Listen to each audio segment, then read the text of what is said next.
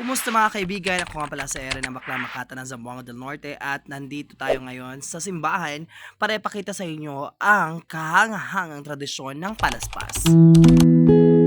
Ang palaspas ay isang makulay at makabuluhang tradisyon na karaniwang ginagawa every Palm Sunday o linggo ng palaspas. The palaspas holds a significant place in both the Filipino culture and religion, particularly in the observance of the Holy Week.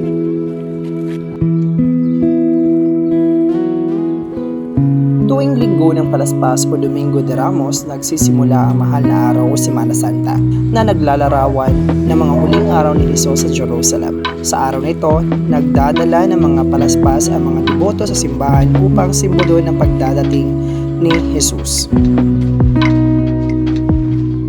Ang palaspas ay mga dahon ng palma at maaaring simpleng o dekoradong anyo.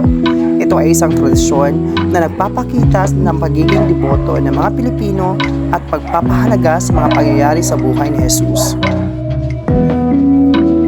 Bukod sa pagiging simbolo ng pananampalataya, ang palaspas ay mayroon ding malaking kahalagahan bilang tradisyonal na sining. Ito ay nagpapakita ng galing at kreatibidad ng mga Pilipino sa paggawa ng mga dekorasyon at anyo ng mga palaspas.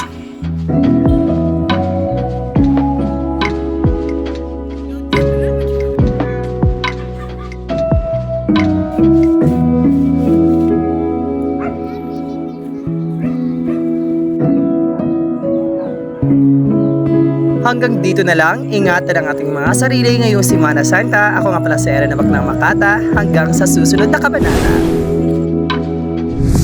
Subscribe to my channel.